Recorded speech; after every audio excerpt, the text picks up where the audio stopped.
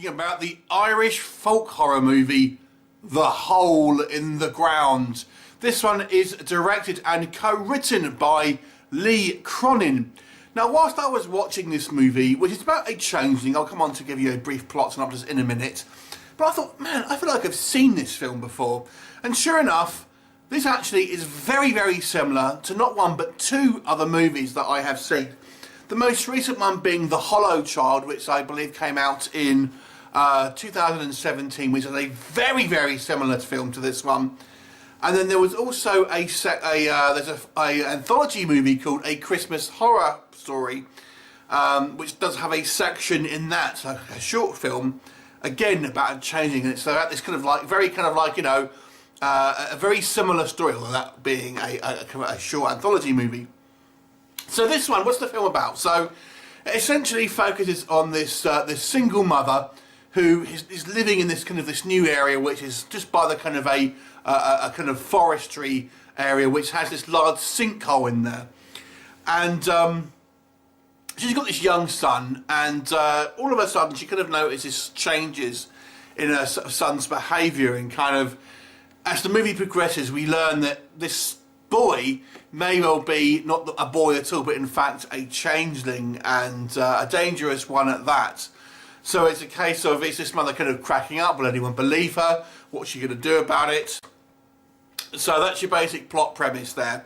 Very, very similar to The Hollow Child, very similar to the short story in A Christmas Horror Story. That's not to say it's a bad movie by any stretch, because there is a lot to enjoy here, but it's derivative of some other things we've seen, almost to a fault, if I'm honest.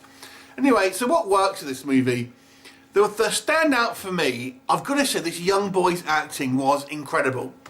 I mean, I watch a lot of independent horror movies, and child actors are kind of the bane of these movies' lives a lot of the time. They're kind of the thing that kind of lets the side down, and it's hard being, you know, critical of a child actor, especially in a movie where there's not a mega budget, so they're kind of obviously having to go for, you know, more untested talent. But this young lad, he was fantastic. I mean, obviously that's hats off to the director as well, giving him the direction. But between the pairing of these two kind of like these two parties, this young lad I thought was absolutely fantastic. A brilliant, brilliant little actor. And so I'm hoping he'll kind of obviously go on to have, you know, a good career. But that's not to say that any other acting was bad, but by no means. The acting in this one is all solid across the board. Our main kind of female character makes her a kind of a likeable, you know, kind of every woman type sort of character. I do have some problems with the way she's written, which I'll come on to, but the acting was all solid. You'll have a couple of sort of familiar faces. James Cosmos pops up, who you may know from Game of Thrones, along with a few kind of genre kind of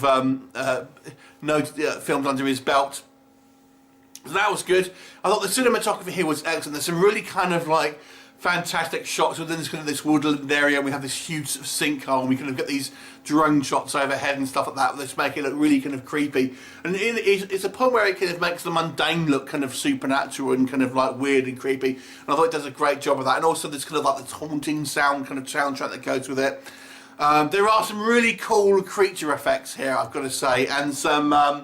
I mean, it's not doesn't go OTT with monsters and stuff like that, and kind of lots of kind of you know, effects, but I think for the most part, with the exception of one thing, it looks really, really good, and I thought the effects were very, very good.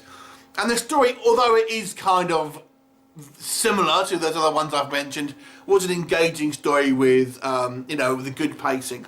So what doesn't work for me, there's a little bit of kind of like unnecessary CGI.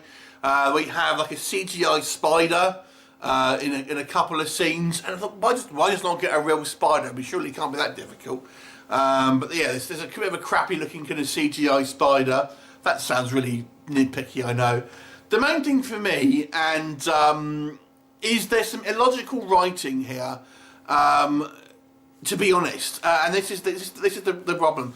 So we have this kind of situation where this mother starts to notice strange things with her son, and then she thinks it's not her son. But to me, it was. I don't know how she got to that conclusion, really, because I didn't think there was anything that kind of creepy that she had... I mean, we as the movie audience know that something's up, because obviously we're watching the film. But from the mother's point of view, I didn't really see how she kind of pieced that together, to the point where she's saying, it's not my son. To the point where she says that, there wasn't enough evidence. As the film progresses later on, obviously it's obviously clear that there's a problem, but the point where she decides that it's not her son, to me, there wasn't enough there for her to make that kind of assumption. There's also some kind of like, just silly things that happen. This is going to be hard to say without going to spoil it, but I'll be as vague as I can. She goes into a particular area, and to me, I don't know why, what would motivate someone to go down there if it was, I mean, what were they expecting to find, almost? And to go unarmed, it, again, seems silly. And we're told that the changelings have a certain way of detection. You can detect them. And it seems odd to me that she chose not to apply this at a certain point in the movie. Again, I'm trying to be as vague as possible. So there are some kind of like